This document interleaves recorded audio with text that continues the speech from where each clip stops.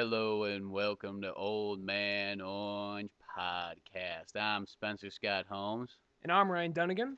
And first off and foremost, I want to inform you about our email address of oldmanorangepodcast@yahoo.com.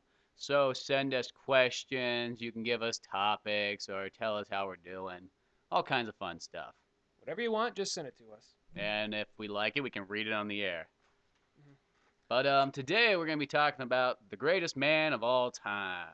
My favorite person in the entire world, and nobody any better than this, Bruce Wayne, My favorite person, aka. the Batman. There we go. But we just want to kind of talk about how Batman really affected our lives from childhood on. So you want to, Ryan? You want to start? How did Batman first enter your life? When he first entered my life. Well, when I was a kid, it was generally I would just when you're a kid, you just see images of cartoon characters and comic book characters. You don't really know anything about them. I just remember seeing Batman, like that guy's really cool. I really like him. And I remember wanting to go see the Tim Burton movie when I was a kid. I was born in '87. The movie came out in '89. And I remember wanting to go see that movie. My parents were like, no, no, you're too little. And I watched it when it came out on video, and I was really in, and I was really in. I had no idea what was going on, but I remember just loving it. And then the where Batman really came in for me pretty strong was Batman the animated series. That's where it really start. That's where I really started to Yeah, the actually Batman gain Animated. when I started to gain knowledge of the characters and all that. It was like, okay, that's Joker. That's a bad guy. That's the Penguin guy. He's bad. Catwoman's bad. That's all you really knew off of. But then once I started watching the series, that's where I started building a knowledge and much more appreciation and love for the character. The animated series, that's where I started off at. When I was a kid, we only had three stations, and only like two of them really came in like okay. Back in the day. And Fox was channel two, and we got it, and that came in like it really didn't come in that well, but it came in good enough to watch things. So that's where I discovered Batman the animated series, and it would come on at nighttime, and there'd be Batman, and then there'd be Saved by the Bell, and then there'd be Baywatch, and that was my block of like what I watched. I don't really remember what. Oh, there's My Morphin Power Rangers, and that came on Mhm. before Batman. But that's where I originally started off my Batman experience was with the animated show, and the movies kind of came in after that. I guess it's like I discovered the show, and then I was like, oh, here's these movies, and I was like, there's movies. Because Mhm. when you're a kid, like you didn't really get like the advertisement you got what came from TV or what you did or what your friend had. Yeah. And I also have there's also the Adam West one, which I would watch here and there.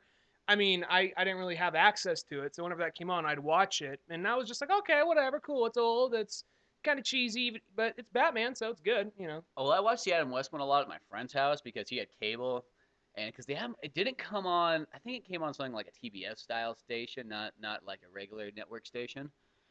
And they because that was like after the 1989 Batman movie and Batman Returns, like they really brought out tons of Batman stuff. So Yeah. they brought back the Adam West show, and I used to watch a ton of that then. And when I was a kid, I watched so much of that show, and I didn't think of that show as being corny whatsoever. Mhm. That Batman show was my favorite Batman for the longest time. I liked it more than the Tim Burton ones. Well, probably not more than the animated series, but I liked it like as far as the movies go and stuff. I liked that one. That was my favorite movie. Was the Batman like Adam West movie. As far as off the if we're gonna disinclude the comics, the animated series is probably my favorite Batman. If we're gonna disinclude the Even with the comics. comics, the animated series probably still is my Batman. I know more things happen in the comics and stuff like that, but I guess it's like that's what I grew up as. That's when Mhm. I think of Batman. That's who I see as that Batman right there. Those voices are the voices I hear of Batman, Mhm. and then to me, it's just it gives me both the warm feeling, something I really recognize, and I don't know. As much as I love comics, I like watching something that moves. Oh, I understand what you mean. I mean, I'm not saying like I like the comics so much more. I mean, it's very close, Mm-hmm. but I guess I just like the comics just a little bit more. Where the show is, don't get me wrong, the show is way up there, and that I probably wouldn't be into Batman if it wasn't for the animated series back in the '90s. If you had to choose, I mean, there's so many great episodes in that whole span. If you had to choose one favorite episode of Batman the Animated Series, what would it be? And if you couldn't pick one favorite episode, like Pick one a or two, couple, yeah. couple good episodes. Strange enough, like I like the first three like seasons, or I'm just gonna call them seasons because that's how they're made in like the DVD sets. I can't remember because really, I think what they do is they combine sort of them and Mm, make them into 4 volumes. yeah. Because I really think it spans over like 7 years or 6 years, but they do it in like 4 volumes. But I'm just gonna call those like the volumes or the seasons. The first 3 seasons, I like those ones more just because I like how the animation is and the way it fits with the characters' voices. The problem I think they do with the Batman, like the fourth one where they change the animation, is I like some of the animation they change. Some of it's kind of weird, but they make every character look really young, but their voices are exactly the same. So it's the Hmm. voice of like a 30-year-old or 40-year-old, but on the voice of like a 20-year-old like character. I know Yeah. this has nothing to do with what my favorite episode is, but I just thought I had to bring that part up No, first. I agree with you there. I think they just want to save some money, and a cheaper way to do that was just to make them look younger and hipper. Though I can't stand Catwoman's new design. It's Selena Kyle; she looks fine, but in the fourth season, I just for some reason her face was white. Her Yeah. like And her like costume was just straight up black. There was no design in it or anything like yeah that. yeah. But But anyway, probably one of my favorite episodes. One episode I really liked a lot was the episode that has lockup in it.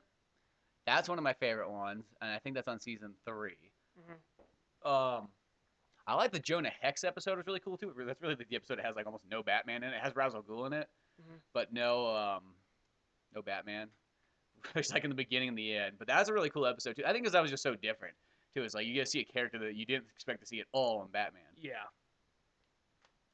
Um, Over the Edge is always a really good one. You can That never one's go wrong with really that good, one. and that one almost seems kind of like it seems like almost one that would piss you off because it was all just a dream. But you don't really want all these characters to die off. You don't want all this horrible shit to happen to them. But to see him, like, oh my god, are they really doing this?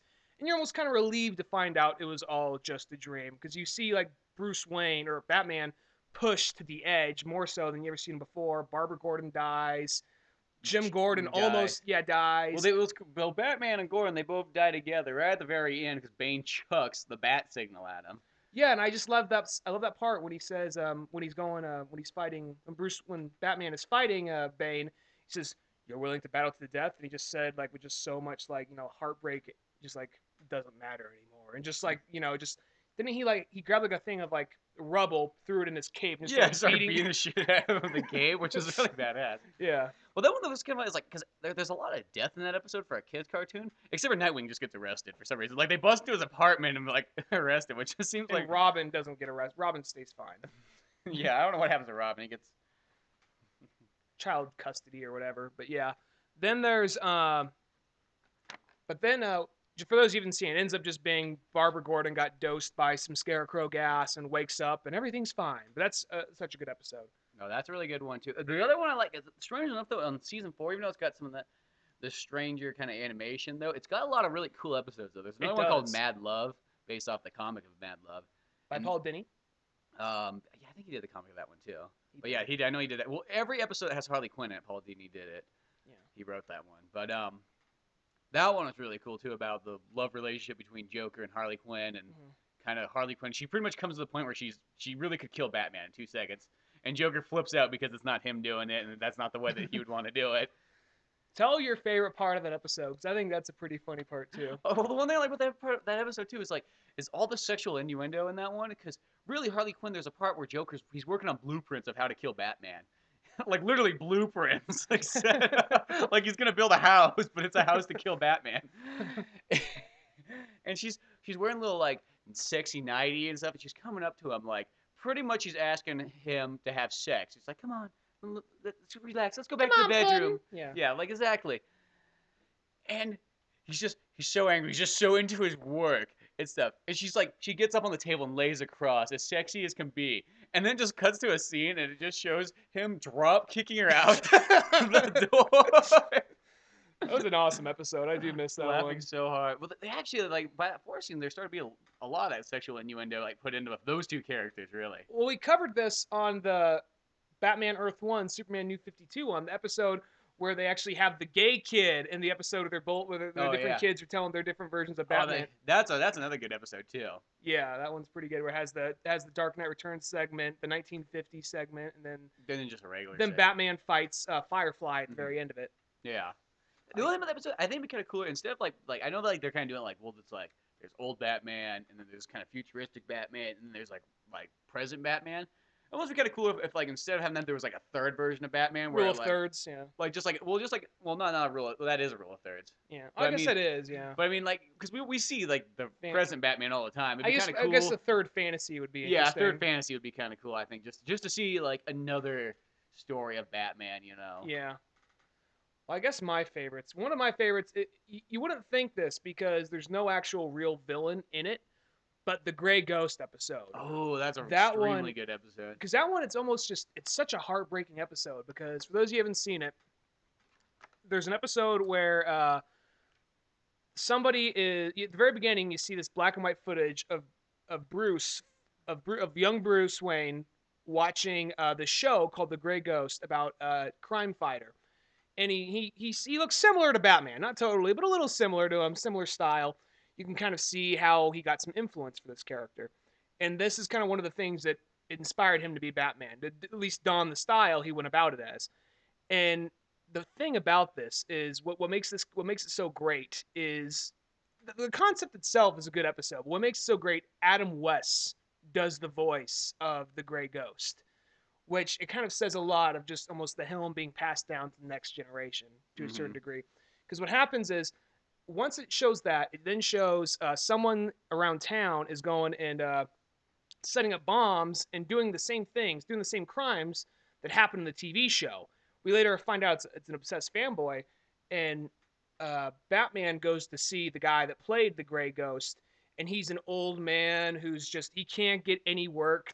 You see him inside of his apartment, just covered in all this Gray Ghost merchandise and he's just kind of like that was the best it ever was, and he's literally one step away from putting a pistol in his mouth and pulling the trigger. Yeah, it's It's very that close to that. it's that depressing. There's a scene, there's a part where he gets a phone call from his landlord. Goes, listen, I don't care, you bum. I don't care if you're some old TV show. I want my fucking money, and hangs up the phone. And then you just see the scene. He gets another phone call saying, "I'm sorry, you couldn't get the part. They just can't see you as anything other than the Gray Ghost." And then he just starts to cry and just yeah, literally pull cries. pull posters and just throw the thing, all like the Gray Ghost stuff, across the room, and just breaks down in tears. Like, oh my god, this is heavy for a kids show. No, it really And is. then what ends up happening is Batman goes to him saying, listen, I need your help. You have all the films to the old TV show. I need your help to catch this guy. And we end up finding out, like I said earlier, it's an obsessed fanboy who's trying to recreate the show, but he all does it with the help of with his old childhood hero. So that episode was always really cool to me. And Just even, plus the fact it's just Adam West that's doing it, and it shows because everyone thinks he's so cheesy, but this episode really shows just in his voice you can get so much emotion and heartbreak in his character. and even one part I always liked about that one too is like in the beginning episode, Bruce actually goes out because he's trying to solve these crimes, and he goes to the video store they always go to and tries to, or this guy that has like the extreme collection, and he tries to find episodes of the Gray Ghost, and he goes, "Oh no, that the building burnt down that had them all in there, so there's no episodes left of that show." And later on, farther into the episode, you realize that actually the Gray Ghost Adam West character took all those and has them hidden in like his closet, so that he actually has the entire series run of it, the only collection left of those. That's just an all-around great episode. Another good one I thought is the one where they think Batman's dead. There's some that little nerdy kid kills little him. nerdy guy. They assume It's little not a kid. It's like just a nerdy old little guy. nerdy guy accidentally kills Batman, and it's like, "Hey, man, you're the Bat Killer." He's like, "Ah," he's just kind of going with it, and then Joker, he's all happy So for pissed. he's happy for a second, like you killed him. And the more he thinks about it, the more pissed off and angry he gets. Like, put him in the coffin and drop him in the acid. He's just all depressed. Like, what is there to live for anymore? Another one I really loved, of course, like we said earlier, the over the ledge one. Then there was I love the one where they introduced Ra's al Ghul. Oh yeah. Well, even the It's one a two-parter. the one where they introduced him is the Talia episode, where he's really only comes in the very end. I mean the one where he actually comes in. He's working alongside Batman. It's a two-parter. They go across the world and all that. Plus, I had that old swashbuckling adventure part near the end when he's all sword fighting up the stairs like in Robin Hood and whatnot. Yeah. No, some of my favorite Batman stories are the ones where he actually leaves Gotham. I don't know what it is. Just like I think because you just never see that, and it's like, oh, it feels very fresh and original. Even though it could be really anything at that point. And I also really like the one. This is fourth season, but the one where Nightwing says the reason why he quit being Robin. Oh yeah, that's a really good one too. Which that one's almost kind of like there's that part where Batman. One of the reasons why he leaves, because Batman started beating the shit out of this guy who was a small time guy. He didn't know he's working for the Joker, but ends up he's working for the Joker. He's like, oh, I didn't know this, but I can't run off, otherwise he's gonna kill me. So Batman chases down the guy to his house and starts beating the shit out of him in front of his family. Robin's like, not like this, Batman, not like this. Yeah, Then we like the kids looking like all shocked. Oh my god, it's just Batman just up against the wall, punching this guy in the face. in front of his family. And then we cut to like a year. Robin, who cares? You committed crime.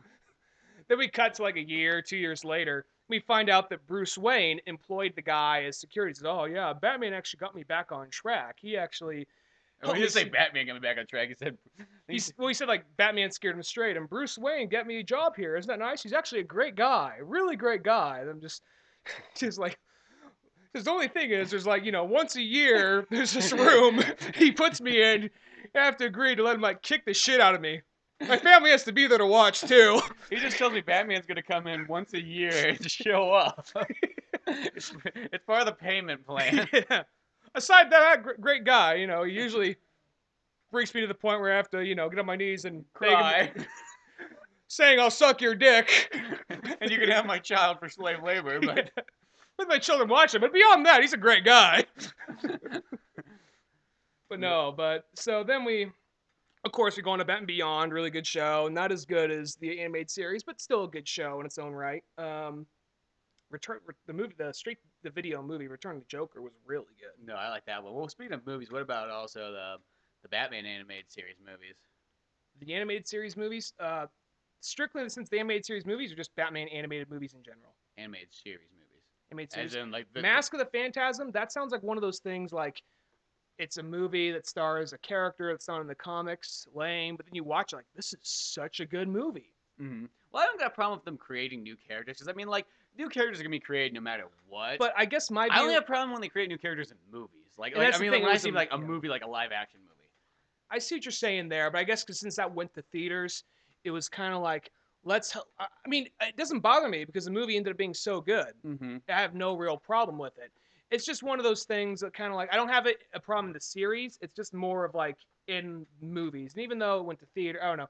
I guess you're kind of hoping for just a bunch of villains. But it's still, but at the end of the day, though, it doesn't bother me because that movie ended up being so good. I don't mind. I think the way that they wanted to do it, though, is they wanted to just kind of say, like, hey, let's get something that just is new to everybody. Something that nobody's going to, like, expect. I think that's what they did. Because, I mean, they probably could have taken, like, just a really good comic book and turned it into a straight one right there. But I think that was, like, let's do something. Like, that's one of the few times we say, like, let's do something new that nobody's seen and, like, do it like that. It's only in live action movies where it really bothers me when they decide to start throwing stuff in there. Because you only get, like, so many live action movies in life. You know what I mean? Well, animated stuff, you can get a lot more. Mm-hmm. I remember that one being just because... it actually, even though it was a kids movie, I remember like I didn't see that one in theaters, unfortunately. But I saw it when it came out on VHS. I had to rent it when it came out on VHS. But that originally was going to be a straight-to-video movie, and then like this is so good, might as well just put it in theaters. It won't take too much. Mm-hmm. And I remember parents that took their kids to go see it. Like I was surprised. I was expecting it to be like a silly kids film. I couldn't believe how dark. There's more drama in that movie than there's actually. And any of the Tim Burton Batman movies, or Joel Schumacher ones. It's way better than any of the other ones. Mm-hmm. It's actually probably one of the best Batman movies ever made. Is that movie? It is. It's up there as high as anything else. And that's why it doesn't bother me. They have a new character in it. So yeah, because it's so good. I don't care. But that's one of the ones like that. I mean, even like compared to the show and stuff. I mean, that one actually is filled with drama and romance and a lot more. I mean, it's like. Plus, they can push it a little further because they don't have as much. Because what's practices and standards, there's certain things you can't do on television, but they can do it in the movies and still walk away with a PG rating. Mm-hmm. So death was actually allowed to happen in that. Yeah, so that was kind of cool. Which is one little thing that's a little confusing. There's the part where there's the crime boss who I'm assuming he's based off Carmine Falcone. He's not Falcone. His name's something else. But he looks like Carmine Falcone, and he's the guy that gets crushed. He gets pushed into the shallow grave, then he gets a statue pushed on top of him and crushed. Yeah. That movie came out, I believe, after season 1, maybe season 2. But that guy's back in at season 3. Oh yeah, that is true. He's in the Bane episode. Uh-huh. Huh. But anyway, yeah, back to that. It doesn't really matter so much. But yeah, I just remember that. Oh, he's dead before, but he's back. Whatever. Um, what about the other movies that? I Well, like. why You don't know we what's go? What, another cool one was the Batman Sub-Zero one. that was good. It came like I think that one came at like the end of like the fourth season, but it has the animation of like the first like three. I mean, maybe Yeah. it's just the dates are wrong back in my Mhm. DVD, but that one was really good too because it's just Batman, Barbara Gordon, Dick Grayson. I like how I use their names, but like Well, it Batman. couldn't have been at the end of the fourth season. Otherwise, it would have been Tim Drake. Had to be at the end of the third Well, it season. says 1997 on its copyright though. That's the only reason I Really? say that. Maybe it's takes place between. All right. Yeah. But well, since it's a movie, you can Uh-huh. kind of make it go back and forth. Yeah. So It doesn't matter. Yeah, but yeah, I see what you're saying there. That one was pretty good. I remember like Freeze being on an oil tanker. He had a couple like pet polar bears. no, that one's really good too though. I like it. I mean, Little Eskimo kid that was like a sidekick. yeah, he had a little slave child. But Feel like he treated like crap. the kid's like, oh well, yeah, all I get is like a cot and like a microwave dinners that aren't heated. But beyond that, Mr. Freeze is a great guy. It's like having ice cream 24/7. Yeah. Only it tastes like cold meatloaf. And Otter Pops are just snow with no flavor, except for the urine he puts on it sometimes. And tells me to eat it for his pleasure, but he doesn't smile or laugh. It's kind of weird. He just puts a video camera there. And looks at me with his glasses. Oh boy. Yeah. Actually, you know what? Like the Child movie, torture at its best. the movies really started to get really good though once they got to like those well actually they're just as good as probably those ones, but when they started to actually got like the DC Universe movies Yeah, yeah. with Batman Under the Red Hood probably being the best one I think of any Batman movie ever made. I, I think I like the Christopher Nolan ones more than Under the Red Hood. But Under the Red Hood is See, definitely there. I think I like those ones a little bit more than I like the. Don't get me wrong, the Christopher Nolan ones are amazing. I mean, and for the fact that they are a live action movie and what they do, but I don't know. I guess like the animated ones I just like a little bit more because they really make me feel like The this is comics. Batman as much as it can possibly be Batman. Well, not Yeah. necessarily even like the comics. I mean, it's just Batman. That's just Hmm. is an accurate telling of Batman as you can get. Yeah. And plus, I just think they're even almost even made better. Under the Red Hood, that's one where actually, there's this guy I work with, awesome guy, but he's really hard to impress with Animation. animation because if it's not like something like Family Guy or Beavis and Butthead or something like that, he really can't get into it. But it has to be funny. So whenever I tried showing him Afro Samurai, and he's like, "I'm sorry, it's not that it's lame or anything. I just can't get into it." Because I thought he'd like it because he likes a lot of like RZA and he likes a lot of hip hop and all that. And then I one day just came up to him like, "All right, dude, you like Dark Knight, and I know what you're gonna think when you see. I know what you're gonna think. Just hand me the fucking movie, whatever it is." I hand him Batman Under the Red Hood. I'm like, all right, I'll give this a chance. Like, if you don't like it by the first 3 minutes, you can turn it off. For those of you who haven't seen the movie, Robin gets beaten to death with a crowbar within the first 3 minutes of the movie. He's all like, I'm not gonna lie to you, that was like probably one of the best Batman movies I've ever seen. Yeah, no, that one really. I actually probably I have to say that is probably my favorite Batman movie. Out of every Batman movie ever made is probably that one. Really? I think that's the best. That made one's one. up there. That one's probably I kind of like most of the Christopher Nolan movies. Actually, I like that one more than I like Dark Knight Rises. I really like Dark Knight Rises, but it probably goes Batman Begins, Dark Knight on the same level for me. Under the Red Hood, Dark Knight Rises, then probably Mask of the Phantasm. The rest in no real order, but yeah, you get the point. Yeah, no, because that one and Mask of the Phantasm are like some of the best ones ever made. Mm-hmm. I mean, and then Year One's pretty good too. I guess it's just one of those ones that just nowadays Year One's one's like before kind of like pre Batman Begins. Year Mm-hmm. One is even though it's a fantastic story, it almost nowadays just feels like a simplified version of Batman Begins. Yeah, yeah, I see what you mean. It's still cool, and I mean you get like the kind of It was like Taxi Driver, really. you get the Gordon like main like kind of like side story. That's kind of like Voiced by Bryan Cranston, which Mhm. he did an awesome job in that.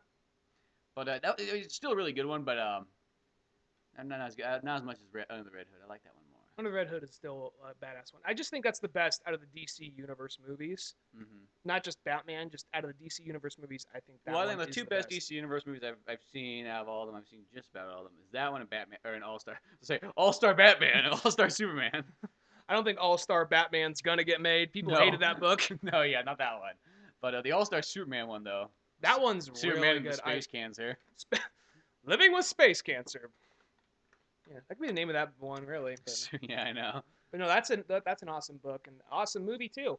But going back to Batman though, so we kind of covered the animated movies. Well, Let's talk about the one anime movie that's what I mentioned. The only animated movies I don't care for very much is the Batman, the Gotham Knight thing. yeah, because that the thing was like that's almost kind of like I think it worked with Animatrix. For those of you who haven't seen Animatrix, it's I think 8 or 9 short stories with different animation styles, just telling something within the place of the Matrix. Now, within that, if you give a shit, because I'm a big Matrix fan, if you watch that, you walk away knowing a lot more about the Matrix. There's some extra stuff in there, like 1 or 2 of the stories I'm not caring for, like the very last story. Well, yeah, there's a couple, and then I didn't. The one CG one where it was just like a CG like fight, and it was just kind of like they're cutting their clothes off was kind of retarded. That whole opening scene was just kind of like for the sake of getting like some 13-year-old kids a boner. But That's really what that was, and I but just this the what led up to it though, the you walk what led up to it, which was the whole battle of them trying to get the package, to get the message to Zion, and oh trying yeah, to outrun the. see that's the thing was like that one. It's like that's what I think it was that last part, and I go, oh, that was stupid as fuck. Well, the part that followed it was all right because that actually fills in some gaps between Matrix One and Matrix Reloaded of how it's all going down. Which I really wish somewhere in there that explained how Tank died, because Tank is just dead all of a sudden. We don't know how, but anyway. Beyond that, though, Animatrix was awesome. But going back to that, Animatrix worked though because you walked away learning a little bit about Matrix. Where Gotham Knight, you were saying. Oh yeah, this is what I feel about Gotham Knight. I felt like that it was just a bunch of animated pieces that was made for somebody who only saw Batman Begins. Really, because it really has no like kind of like others. I mean, like you pulled this couple of like Crocs in it and Deadshot, and really Deadshot's like the only really good story in that one. I mean, it's a good story, but it's nothing compared to any animated series episode. It just reminds you kind of like a bunch of artsy people who never really read a Batman comic in their entire life decided to make some stuff. And it's got some kind of shitty animation in some of it, like good backgrounds, but like the very first one, the kids is like the stupidest fucking one. Plus, none of those kids are really likable. There's yeah, it was a bunch of annoying ass they like made inner city kids. They made like the black girl like as stereotypical as possible. I'm just trying to make it more colorful, yo. Well, that she had that line. That was like such a fucking like, stereotype. She literally said that. That and then like also it had that kind of feeling too that people make. Yo, dog, you know Batman don't kill people. Yeah, I'm just trying to make it more interesting. Well, sadly enough, that movie came out around that time too, where like people were really doing the thing where like they're always making the white person look bad. Like they started making all those commercials where like the black guy was super cool and super smart, and the white guy was just like, "I'm sorry there, fellas." And that's how the white persons came, or excluding Batman and Jim Gordon, were the only good white people in that. They were making the white man look bad in that one. What better credit can you have to your race other than Batman, though? So that's why that doesn't bother me. I guess that's true, but just like I just remember, like the white kid in that first story was just like, "Oh, I'm fat and an idiot." Yeah, that's true. Like because the white kid in that circle of friends was the fat idiot one. And then they made like in the second one with like the kids or whatever, they made it or not the kid, I mean the kids with the police officers. They did it where like all these white people are just so evil, and it was just like they're like going after the Mexicans and black like cops. They just made the white people so evil in that one. I didn't really think of that, but I sort of see what you mean. My whole thing, I just think like, well, we got Batman, we got Jim Gordon. What we gotta even it out. Those are just those things. I guess I just noticed that like what I always call it's like reverse racism. Like you're trying to fix something by being racist against the people. You know, these people were racist to you before, but now like. It's like almost it's anti-Batman philosophy because that's why Batman doesn't kill. If he killed, he would be just like them, and that's the reverse racism. If you are racist against the other people, you're being just like them. Yeah, well, I see what you're saying there. I guess it just never crossed my mind because I'm like, well, Batman's saving the day, and so is Jim Gordon. So, but no, I kind of see what you mean though, because none of the characters aside from Batman or Jim Gordon in that. Deadshot was pretty badass. Well, really, all Deadshot's the only good like episode. Really, is the Deadshot one. Well, I thought the one where he has the flashback where he's in India. I like that one. That one's not too bad. There's something I still can't remember what it was. There's something that really bothered me on that one. I think because we were watching like that is fucking stupid. There's the part where like they run up to like Bruce and they hit him in the head with like a big piece of wood. It just breaks and he stands there. Well, that one's fine. It's the second time he gets hit that it's really dumb because he gets hit once. I'm like, okay, whatever. I can believe he gets hit once, but he gets hit again like twice, and it's like, no, that's fucking retarded. And then, but there was something else in the episode I just thought was really dumb. I mean, other than that, though, that was kind of cool. But really, overall, Gotham Knight's one of those ones, like... It was okay. You watch it, like, once, And then you watch it again later on because you forgot about it, and then you Yeah. realize that like, oh, there was a reason I only was going to say I was going to watch that The one. Deadshot one was pretty Except for the cool. Deadshot one. The Deadshot one's pretty cool, and a couple other ones are like okay, like Well, the one with where he goes against Scarecrow and Croc in the same yeah, one. that one's kind of That cool, but the the story, animation's kind of the retarded. story is interesting. I like the story. I just don't like the art style. Well, I don't know what it is. Like people consider like kind of retarded looking animation and shitty animation. They consider that artsy sometimes. And I don't know why that is. Like you think that artsy animation would look really good, Hmm. but it's never like you know what I mean. Like you must just feel like, well, why don't you just pick up some like real animators and like Yeah. actually get something that looks decent? I don't know. I I mean, think like they're just trying to go look for at the. look I at think they're just trying to go for the art school kids that never really read a Batman book no. Well, aside from Dark Knight I think that's really what that Returns. is. It's one of those things. It's made for people who really one know very little about Batman. I think people that made it knew very little about Batman. Yeah, I see what you're saying. Well, no, people that made it knew about Batman because they were involved with the Batman the Animated Series, but I think they're just Well, I'm producing talking it. about the people that animated it. Let me like. Yeah. Well, we got so one of the writers. Well, here's one reason why you probably didn't like it that much. One of the writers on it is one of the writers of American History X. Oh, is that really true? Yeah. See, there's another movie. No need to go into that, but yeah.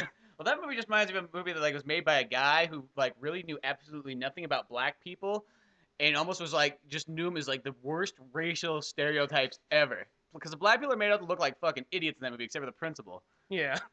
That movie. Say that one for another podcast. This is becoming way too... That movie just makes me angry. Batman and Racism was what this episode will be called. But no, American History X. I don't know why people think that's such a good movie. That movie is just like it ain't that great. it's not a very well made movie.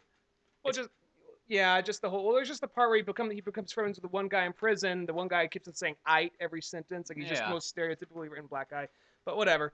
Back to Batman. But let's actually segue away from the animated stuff for a little while. Let's actually talk about the comics themselves. Now, you want to talk about how you got into comics, or Well, when I was a kid, I had the classic. You had the shoebox full of. There's a shoebox right there, my original shoebox. I'm looking at it. It still exists to this day. Of just random ass single issues. That's what it was. You never really had. You didn't have like a complete set because you got like a comic once in a blue moon, and you got it more to look at the pictures. Because I had a couple X-Men comics, I had a couple Batman comics. I had a couple Star Wars comics, a Johnny Quest comic, and then some. I had like a GI Joe. And when I was a kid, I used to just buy first issue, like edition ones. I was like, those are the ones that you need to get, just the first ones.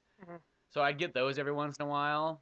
But yeah, that's kind of how I had comics. I didn't really totally like read them. You look at that, but like I didn't go out and keep buying the series. Plus, I didn't really have money at the time to buy like just constantly buy series because comics are pretty expensive. When it really gets down to it, comics is the most expensive type of like entertainment you can get. It's more expensive than, you know, video games, movies, my bank books. account will agree with that. Because it's one of those ones like when it really gets down to it, you spend about $15 to $25 for a graphic novel, and that lasts you about all of like an hour to maybe 2 hours of entertainment. So for about $20, give or take, you're getting about an hour's worth of like bang for your buck. Yeah. And that's the only downfall of comics is they're just kind of expensive. I mean, I know you're buying like an art book and all that stuff too. Don't get me wrong, I love the stories, but as a kid, there's no possible way I would have been able to afford that. So I think that's why I got into comics a little bit later, like as far as reading them, which was probably during high school because I think you let me borrow some because you started getting into them and you let me borrow some and I let you borrow like Street Fighter. I think this is what happened. I let you borrow Street Fighter 2V, and you let me borrow the Street Fighter, like the new comics that just came out. And I think that was the original start of like when I started just really reading comics, other than just having like the random ass single issues. I guess for me, I've always been a fan of Batman since as long as I can remember. But there was a little bit of that dry spout. After Batman and Robin came out, I just didn't really care about Batman anymore. Well, not that I didn't care. There's just really nothing coming out for me. There was nothing, because I didn't read the comics. I watched the cartoon, and after Batman and Robin, we had Batman Beyond, and then that show ended, and I watched Justice League here and there when I could, but I didn't. I was always busy whenever it came on, so I only saw snippets of it. So by that point, it's not like I neglected Batman, but I just kind of fell behind and just didn't really keep up with Batman anymore because there's nothing that I knew that was coming out. And I was always intimidated to read comics because I knew there's all this history and all this backstory to the series. I'm like, well, if I read it, I won't know what's going on. And then one day I went to go see Batman Begins. And it just suddenly reminded me of why I like Batman so much. It wasn't like I suddenly became a Batman fan. It just reminded me of everything I loved about Batman was in this movie. It was darker, it was more serious. It achieved what I don't think any of the other movies achieved previously, aside from Mask of the Phantasm. And right there, I remember a day after I saw Batman Begins, I was going on a train. I was going on a train trip to visit a friend of mine in Oregon, and I it was a long trip, so I just bought a big stack of comics, and within those stack of comics was actually the graphic novel to Batman Hush by Jeff Loeb and Jim Lee. And I just want, like, you know what, I'm gonna, I bought some Ultimate Spider-Mans. I bought the Clerks comic book, and Maybe the Metal Gear Solid one. the Metal Gear Solid one too. Oh, I got it was an individual Metal Gear Solid. Just it was Oh, like I got a couple of graphic novels and then one or two miscellaneous, like, just single issues. hmm And on the way there, I remember just reading and just absolutely just falling into the pages of Batman Hush. I mean, the other ones I was reading was good, but I was like, all right, well, I'll just pick it up. I mean, what's the worst thing that could happen? If I don't know what's going on, at least I got some really cool artwork by Jim Lee. So I'm sitting there reading it with not ever reading any. I mean, I already knew the characters because generally because I watched the TV show, but just I remember just not even being phased by it. Everything was quickly summed up because Hush. For those, if you're a Batman fan, I mean, if you haven't read Batman Hush, read that book. That is one of the best Batman books I've read because they managed to not only jam in so many awesome characters, they introduced a new character, Hush, which is such like an interesting character, and it's almost kind of like the anti Bruce Wayne because it was his best friend. They lived together. They both lost their family, but it's almost kind of like if Bruce Wayne went the other direction, this is what he would be. And it's such a good book. And I remember that right there just set me off into comics right there. Batman Hush and Ultimate Spider-Man mainly. So, no, the Batman Hush was one of the first where I sat down and read a couple books. I think it was that one. It was Batman Hush I and think I gave them to you in Long order. Halloween. I gave them to you in order. I think I Yeah, gave. well, I think you just give you probably gave me an order, but you gave me a stack of about five of them, Mhm. and I think it was like Long Halloween, Batman Hush, Dark Victory, and I think I borrowed like that Batman Chronicles one from you that had like the first like 25 like Yeah, original old from the timey, 40s, yeah. Or, I think even earlier than that. Yeah, because 39. I think it was literally issue 1 through like 20 something. Well, it was like when he first appeared in Detective Comics Yeah. up through, yeah, and it was like now he first appeared somewhere in 1939. I think it was in April. I'd be wrong there, but um, so Batman Hush is the one that ultimately kickstarted it because there's so many villains they managed to jam in there, and not just villains, just but characters, and plus it made leaps. He revealed he was Bruce Wayne to Selena Kyle. hmm He I just love the way everything was written in that. That's just I can't really find anything to complain about that book. Plus the twists and turns it makes throughout it. No, that one was just a fantastic one. I haven't read it probably in 6 or 7 years, longer than that even. Probably haven't read it in like 8 years, Mm-hmm. but that was a really good one. I like that one quite a bit. And then the Long Halloween was one I really enjoyed. The Long Halloween is probably my favorite individual Batman story Yeah, that one's got to be definitely up there as high as it can get. because that one's about generally that one's about uh, every holiday a certain member of a mob family is killed off by someone named Holiday. We don't know who it is. And this is primarily, it doesn't sound like it from that, but this is primarily one of the main stories that influence The Dark Knight because the three people working together trying to stop it is Batman, Jim Gordon, and Harvey Dent. At the hmm end of the book, Harvey Dent becomes Two Face. This takes place in the earlier point of Batman's career. Well, isn't this? I always thought this one was kind of like its own like universe story, like this one and Dark Victory.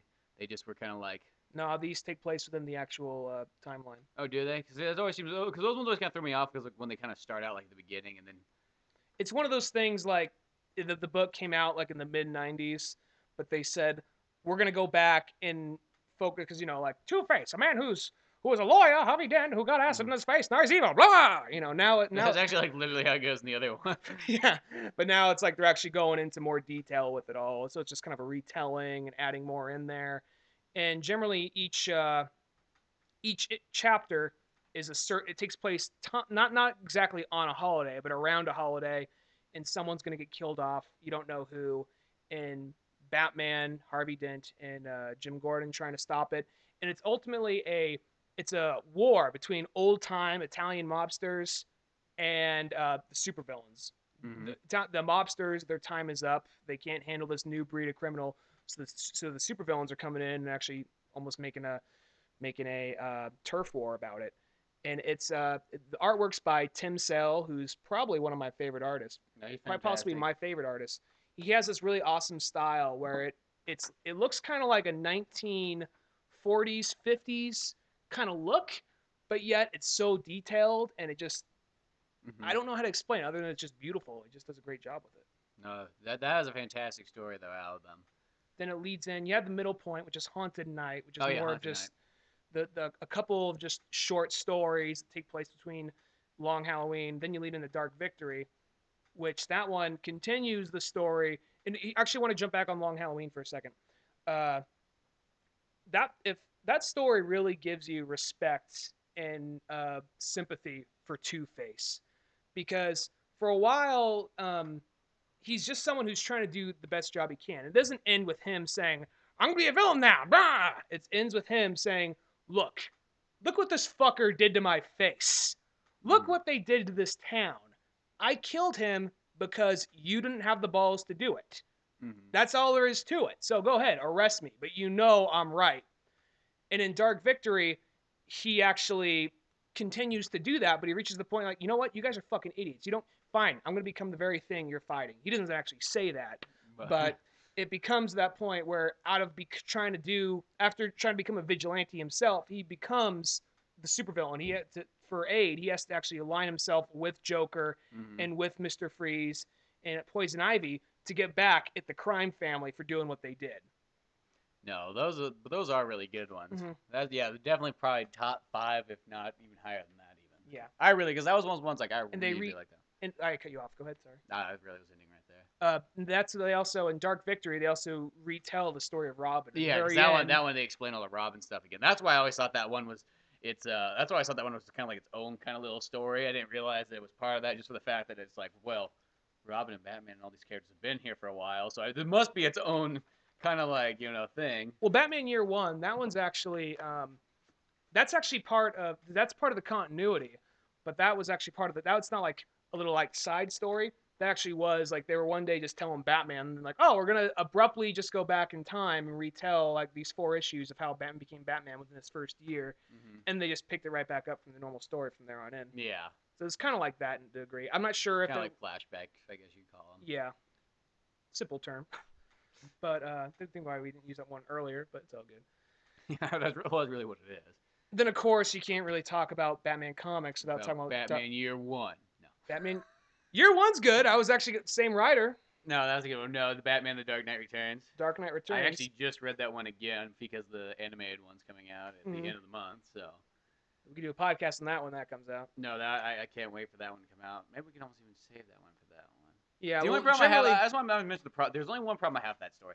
I love that story and all, but the one that I just it's the news reporting. It really just kind of like gets annoying after a while in that story, because there's so many little things which are like on the news, and I know that like in the '80s, TV was like the biggest thing at that time. Because that was when like TV. I mean, video games weren't big enough. I mean, they were there, but they didn't take up people's times. The computers haven't really come to like the real home. Like nobody had. If you had a computer, you're rich.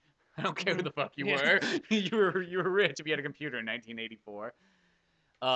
So I mean, like that. So I know the TV is the most popular thing ever, and that's what they really use. They really utilize. It's like people are always watching TV, so we're gonna show all this news stuff through TV. But after a while, it's just like, come on, we can just tell a story without having to see it on the news. If it was in there maybe half or even like a quarter as much as it is, it probably would not bother me whatsoever. But it's just in there like on every other page, if not just about every page. No, I get you right there.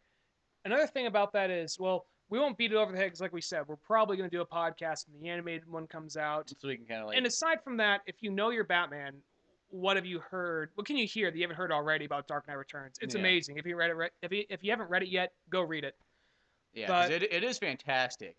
Something I will say that regarding... was in a sense that other than my miscellaneous comics, that was the first graphic novel I ever got of Batman. Was that one? Yeah, and I think one of the probably, even though that ultimately Daredevil and that kind of like made Frank Miller just like so respected, but also it's almost kind of a curse for him. Well, because everybody he went to do that the Dark Knight Returns I think too. I can't remember what it's called, but well, he did. Well, he did. Well, after that, he did Year One, which everyone loved because it was still something different, but it was still something very dark. And then he did Dark Knight Strikes Back. he did that like 10 or 15 years He later. did like in 2001 or 99, somewhere Yeah, between there. it was right in the beginning of 2000s, and everybody just kind of like, including the handful of people you find on Amazon. Well, I understand where he was going with this one. It's just mostly Yeah. like shit, shit, shit, not the same, not the same. What the fuck is going on? I'll be honest with you, I have not read that one. I do plan on reading it in the long run. It's just, you see, we don't have a comic book store up here. So whenever I go drive into a city and have to go buy my comic books, You can buy them offline, like I a could, like normal a normal person. person, but I don't have an internet connection where I live either. So Nor I do almost have I. to, yeah, well, And I still buy shit offline. All my business takes place online. I know. I'm just not much of an online buyer, I I'm guess. an But eBay seller who doesn't have an internet account. didn't you reach platinum status or Yep. gold status or whatever? Without having an internet connection. All right, well, I guess I don't have a real excuse. But still, it's one of those things when I go down into town, because I actually like flipping through books and all that. Mm-hmm. When I go downtown, I got to pick and choose. I can be very picky and choosy with what I get. And that's book I do eventually want to get. It's just whenever I pick it up and flip through it, I'm like, if I read it, it probably makes sense. I'm like, what the fuck is going on? Some dude with a big ass beard. I'm assuming that Superman is for some reason naked and wrestling an octopus. There's Yeah. a fucking, there's like a toad that looks like Brainiac that's trying to eat the world. What the fuck is this? But I'll give it a chance. I can't really judge it without reading it. It's just in Dark Knight Returns, when you read it, you can tell what was going on generally just from looking at it. But this was like, it looks like, an art school kid like took some acid and just had at it. Really, yeah, really. But I'm sure some art people out there be like, you don't understand the beauty of Dark Knight Strikes Back, but Yeah, fuck art nerds. but I gotta actually read that one. I can't really judge it without reading it. And then we go. Then after that, what he did regarding Batman, All Star Batman and Robin, the Boy Wonder, which people just fucking loathe that book. That's actually, I didn't think it was like that. I thought it was Bad. good. Yeah, I enjoyed it. It was good. I mean, there That's was some some. kind of weird, kind of like almost Frank's getting a little full of himself. But other than that, I mean, I agree with you. I mean, it wasn't a bad book. I enjoyed it. My only complaint about it is because Dark Knight Returns had that sense. I mean, here's the thing: when you make something as amazing as Dark Knight Returns, everybody gets their own vision of it, and everybody thinks they know what he was trying to say. Yeah. And it almost kind of like when he came out with something like maybe Strikes Back. I can't say because I haven't read it, but All Star Superman, All Star Batman and Robin. That one, it's almost there are certain things that like the thing with Dark Knight Returns is he was reaching his limit. He was really pushed to the level. So you'd see Batman do things you'd never seen him do before. Mm-hmm. Where in All Star Superman, Batman and Robin, that one just seemed like he just seemed kind of like a dick in parts. Yeah. He would beat Robin in scenes, not like Robin be laying in the corner like, boy, he just takes off his belt. But literally, he kidnaps Robin and says, "Guess what? You work for me." That's all. You just got drafted into a war. He enjoys like fucking beating the shit out of people. He like throws a Molotov cocktail at a bunch of people. Doesn't kill them, but fucking damn near does. And it's almost kind of like, maybe we were on the same page as Frank, but you kind of think he worked his way up to becoming that. You say, fuck, when he was younger, he was way fucking worse. He was just a total douche. Yeah. I mean, I do like the part where he's all like painted yellow and he's just giving shit to Hal. Like he's all giving shit to Green Lantern. Like, want some lemonade? He's just like, fuck. I like how he's like, I'm a mere mortal. You guys got all these abilities, and But I can you don't still know, fuck shit up. and you don't know what the fuck's going on. I love that aspect, but just the aspect of where he's fucking setting people on fire, and just plus he has that whole sense of repetition through it, like like. The whole part when Vicky Bell's getting excited. This is kind of like a nitpick. There's that part where she's like, I have a date with Bruce Wayne. I have a date with Bruce Wayne. How cool is that? She says it like 5 times in the book throughout it. Yeah, it's just like one of those ones like, I don't know. Yeah. But it's not a bad book. It sounds like we hate it. I actually like the book, but artwork again by Jim Lee. It's just one of those things that you think he'd work up to this. You don't think he'd start off as this, but whatever. Yeah. It's overall still a decent read. It's not like a masterpiece, but it's a fun read. No, I enjoyed that one. I like that one. And of course, we come to Alan Moore's Killing Joke. Oh yeah, that was always a good one too. I like that one. That was one of Hmm. the first like 10 ones I ever read too. I have the Hmm. graphic novels. Which that really just goes into the story of how Joker became Joker, which I don't think we've really seen that up to that point. So that was actually, No, that was actually gave yeah. insight to it. I gave a good insight to that one. That was a really cool one. Another one, you haven't read this one yet, but there's the new 52 Batman, Batman the Court The of Arrows. Owls. And that one right there, I forget the name of the artist, but Scott Snyder, the writer. Um, this is a point where I kind of missed some Batman. I just fell a little behind. Mm-hmm. And that book was just totally awesome. It was like the other like new 52 books, from what I've seen, other series, they seem to almost be starting from scratch. This one, it's some things have changed. Like Batgirl's no longer in a wheelchair. Spoiler, was no longer a Robin. At one point, I mean, she wasn't Robin Get too the fuck fuck. out of here anyway. She wasn't Robin for too fucking long, but Mm-hmm. she got fired pretty quickly. Then died as spoiler. Then somehow came back to life, I guess. But And nobody seemed to care. yeah, like, oh, she's back alive. Whatever. But but anyway, beyond that, it kind of looks like it's just going on with it and not really. It doesn't seem to be rebooting itself. It just seems like, Not okay, like a the few things. Superman one. And... Yeah, it seems like a few things have changed, but overall, Damian's there as Robin. Uh, Robin is Red Robin. Not Robin. Tim Drake is Red Robin. Dick Grayson, now he's still Nightwing, but he has a red band instead of a blue band over his chest. Mm-hmm. So, and that's a really good book. That one, I'll tell you what that one's about pretty quickly. Generally, it's just such an interesting story. Apparently, there's a rumor of a group called the Court of Owls that more or less they're the Illuminati of Gotham City to a certain degree. Mm-hmm. And if they have a big grand plan for Gotham City, and whenever somebody gets in the way of that plan, they have them eliminated. They send this like ninja looking guy called the Talon after them, and we find out that a lot of Bruce Wayne's family members were murdered by the Court of Owls because being Waynes, being they have power and they have money, they want to push Gotham further, and sometimes it's not in the same direction as the Court of Owls. Court of Owls kind of like Assassin's Creed. Kind of like that, only they're a bunch of rich douchebags. Oh. They like to wear like masks more like a masquerade party or something. Yeah, that's kind of like Assassin's Creed too. Yeah. The main character being a douche. Yeah. So anyway, well they're a bunch of like a rich yuppies. Like yes, Aristocrats. let's kill let's kill the Batman. Yes, very much like in that tone. So not that's the tone I imagine, just the way they look. And then so there's like one of like Batman's one of Bruce Wayne's, I think it was his great great grandfather, was a very superstitious man, and judge everything. he was a very superstitious man, and he hated the number 13. So in every Wayne building, if the floor 13, he vacated everything. Nobody could go to floor 13 because there was just bad luck there.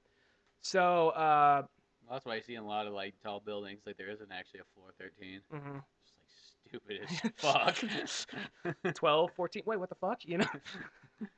But no. So, and then when Bruce starts looking into this, he actually tries and track it down. Like, well, these people have been staying close. And then he looked into. I didn't know this about owls, but apparently owls are the natural enemy of bats. Mm-hmm.